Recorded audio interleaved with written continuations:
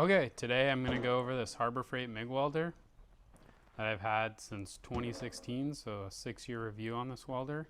I'm going to go over the problems I've had with it, the things I like and dislike about it, and anything else that's gone wrong with it.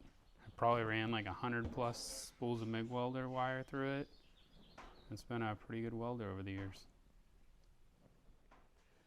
So some of the things I've done with this welder is, let me show you. I welded up this whole entire roof. It's a 20 by 40 roof.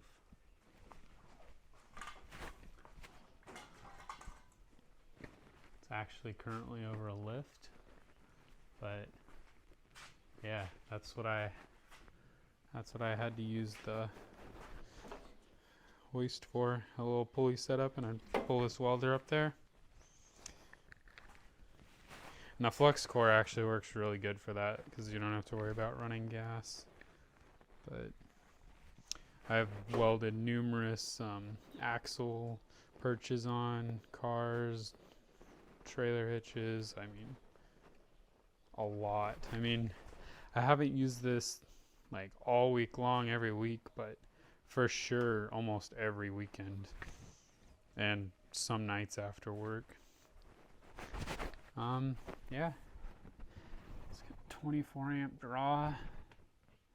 It takes these 3 wire sizes. I just use the 0.30. It says it'll do 1/4 inch capacity. I've welded way thicker than 1/4 inch. I've ground my V deeper and just ran over it, and I've had good luck. Yeah. Well, definitely impressed with this one. I think the main differences between this welder and some more expensive ones are the rated duty cycle.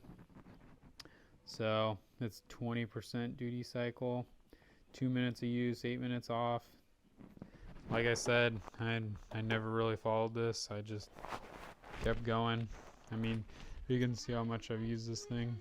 So I'm gonna go ahead and give you a quick walk around. You can see this thing got wet, got paint on it. I used the hoist to hoist it up by the handle up here.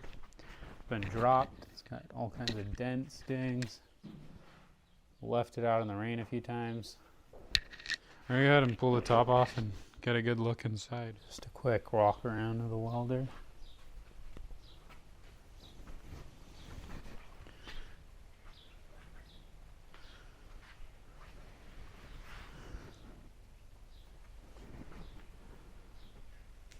Okay, so we got the top off. It's not too bad. Just a handful of screws. And yeah, so we're gonna go ahead and check it out in here.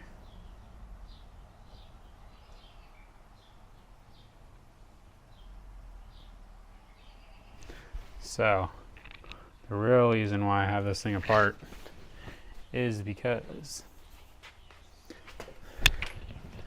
this melted. To switch the polarity, you're supposed to be able to unscrew these, and this one is all melted on there. And if you look back here, right down in there, you can see it all melted up. So I ended up getting some new ones. It's like 15 bucks, but I want to go over, this is probably not the welder's fault. As you can see, for this welder, there is a duty cycle. You're supposed to have 2 minutes of use and 8 minutes off. I know I've probably not followed that duty cycle. I've just ran it all day long. I mean, obviously it gets rest when you're cutting the piece of metal to weld together. So, yeah. Okay, so I ended up replacing this. It's actually a battery terminal stud from Amazon. Came with 2 of them. It looks just like that. I replaced that. You can see over here. Recoiled the wire and everything around it. And it is good to go. Hopefully it'll go another 6 years. Okay, so we got the welder on. We got it about 5 on the wire speed, B on the heat. Got some 1/8" tubing we're gonna weld together. And yeah, here it goes.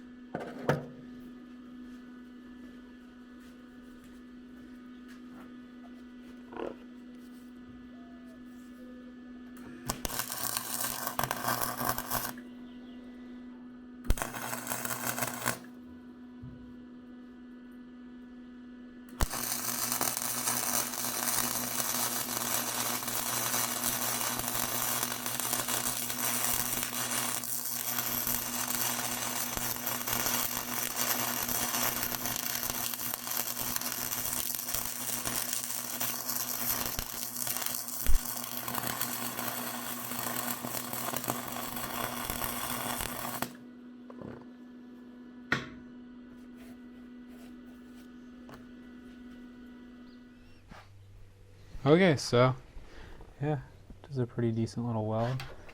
Let me clean this up for you guys.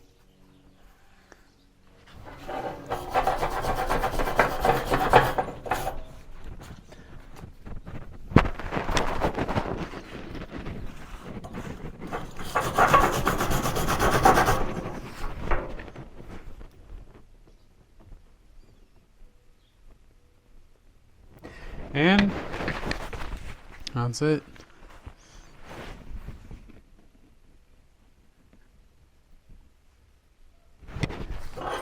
Some nice piece of 1/8" tubing.